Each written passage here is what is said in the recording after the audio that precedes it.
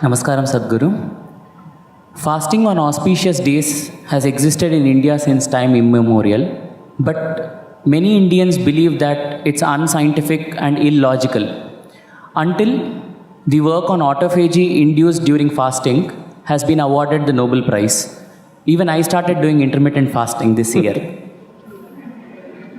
So, why are such beneficial ancient practices being labeled orthodox and then immediately implemented once there is a Western approval? That's because you don't have the right color of the skin.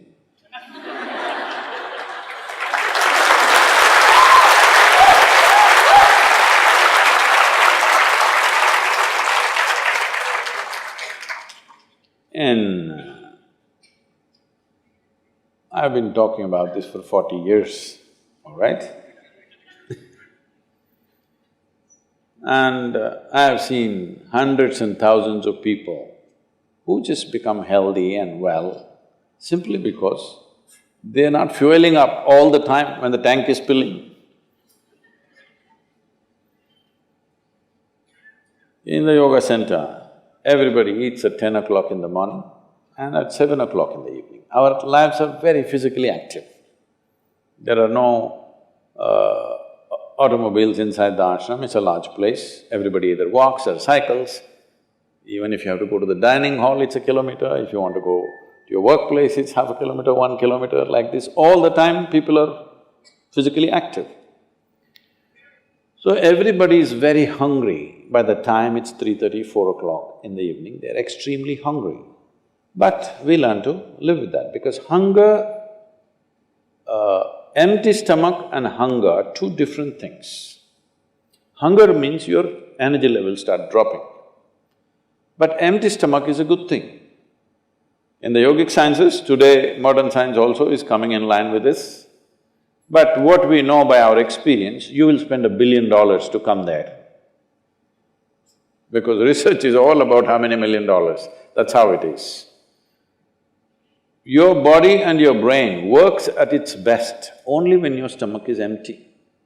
So we always make sure we eat in such a way, how much ever we eat, our stomach must be always empty within 2 to 2.5 hours' time maximum. So we go to bed hungry always. People think they cannot sleep. They can sleep. On an average, for 25 years on an average, I slept only 2.5 to 3 hours. These days I'm getting little lazy and sleeping anywhere between 3.5 to 4.5 hours in spite of the level of travel that I have. When I say level of travel, if I say my level of travel in the next few days, you will fall off your chair. Yes? Should I tell you? No, not necessarily.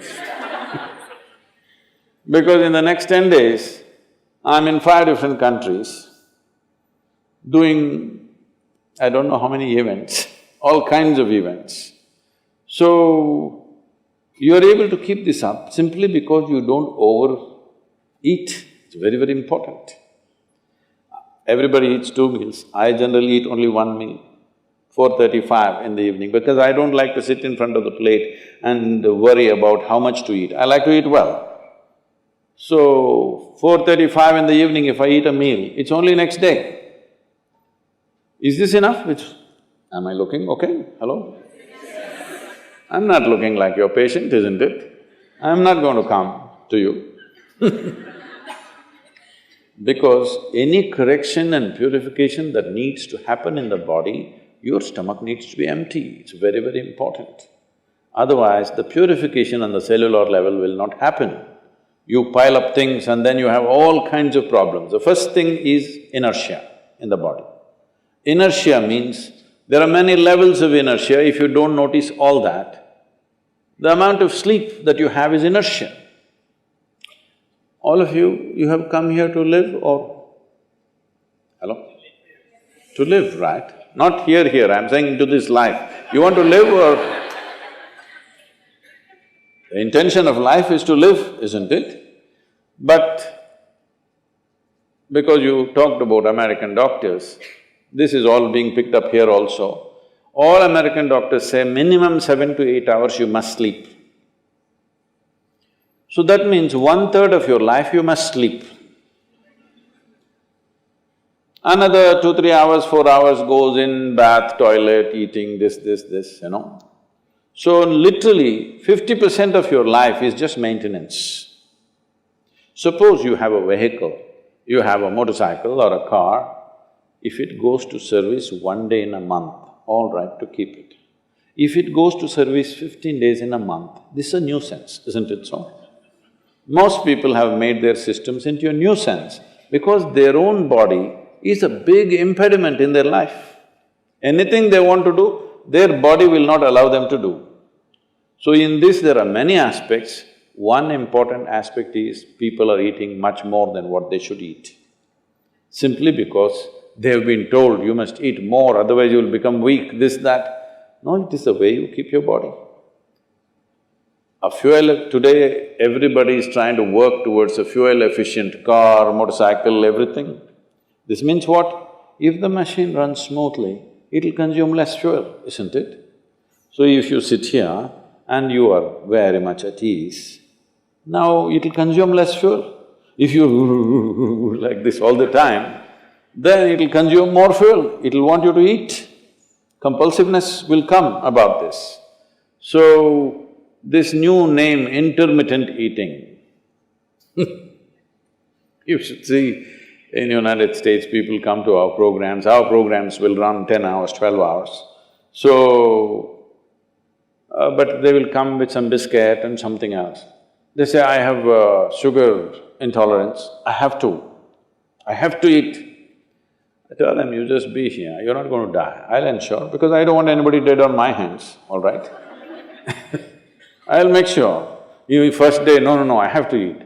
By third day, they gave up all that. 12 hours without food they sat there, they're perfectly fine. See, health is not something you can do from outside. Health is something you have to do from within. From outside, when something goes wrong, you can seek some help. But all the time something is wrong with you, this means what? You're a faulty machine. Yes? All the time something is wrong with you, why? That's not how this is designed. This is designed for health. Every cell in your body is designed to create health, isn't it? They're all working hard to create health, except you. So, minimum 8 hours gap is what is recommended in yoga. Between one meal and the next meal, there must be an 8-hour space. If you do this, you will see half your problems of health, whatever you have health problems, minimum 50% will go away in 6 weeks' time. If you do certain other things which may right now seem little extreme to you, if you have a little yogic practice, something meditative within you, then you will see 90% of your problem will go off. 10% if it still persists, we can treat it. Now, it's become like this, the healthcare systems, especially where there is heavy insurance policies. People are eating and drinking all kinds of rubbish, go to the doctor and say, fix me. This is not how it works